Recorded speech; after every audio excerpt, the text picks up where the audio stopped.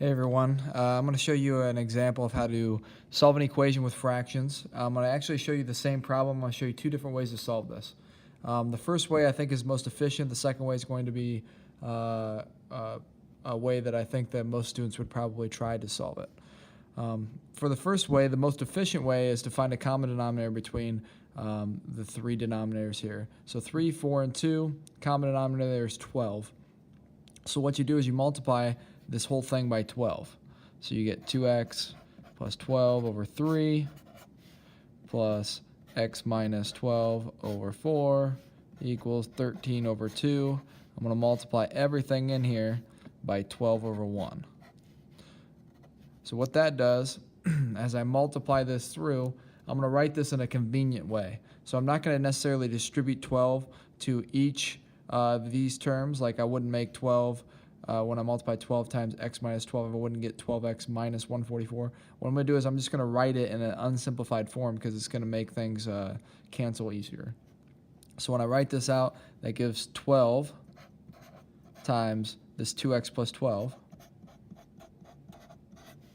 all over 3 plus 12 times x minus 12 will give 12x minus 12 all over 4 equals 13 times 12. Let's see, 13 times 12, it's 156 over 2. Now I can simplify here. You can see 12 over 3 is just 4.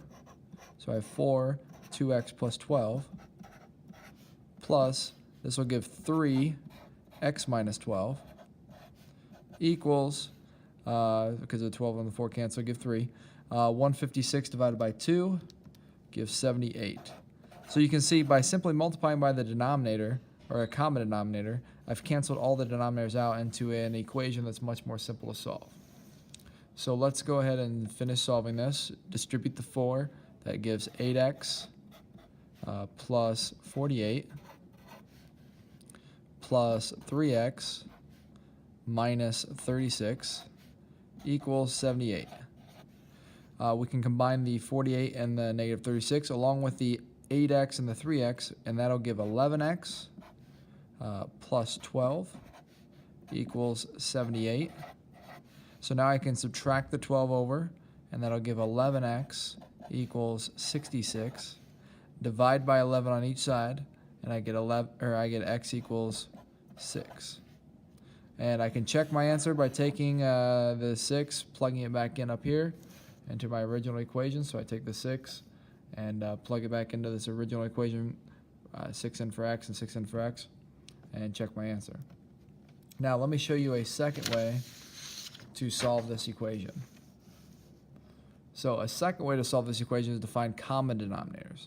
So what I would do to find common denominators is I would take, well, the common denominator here is still 12. So I'm going to multiply this front term by 4 over 4, this middle term by 3 over 3, and then this last term by 6 over 6. And so what I'm going to do here is I say 4 over 4, and I'm going to be multiplying it by 2x plus 12 over 3 plus, I'm going to say 3 over 3 times x minus 12 all over 4, and that equals 13 over 2 times, and that would be 6 over 6. And you can see then when I distribute this stuff in, what I will end up getting is I will get 8x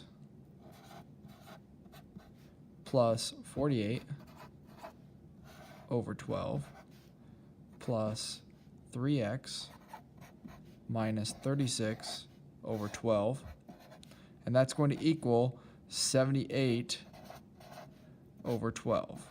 So I get all the same denominators here. From there I can add these because I have the same denominator, and that's really just going to give 11x, and then so you take the 8x and the 3x, you get 11x. 48 minus 36 will be plus 12 all over 12 is going to equal 78 over 12.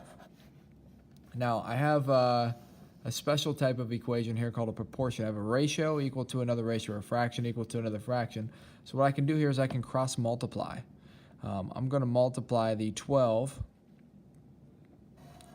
to this side and this 12 to this side.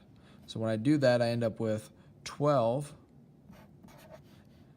times 11x plus 12 equals, and then I'm going to take 78 and take it times 12, and that's 936.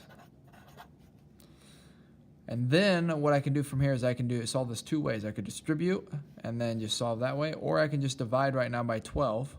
So I'm going to divide this by 12. So I'll take this divided by 12 and this divided by 12, and I end up with 11x plus 12 equals 936 divided by 12. It just takes me right back to the 78. So essentially, if we look at this step here, what I could have done is just multiplied the whole thing by 12, and that would have canceled the denominators. But then I subtract the 12 here, and I get 11x equals 66. Divide by 11, and you get x equals 6. Just like we did on the previous example for solving this problem right here. And then I would just take this, plug it back in, check my answer.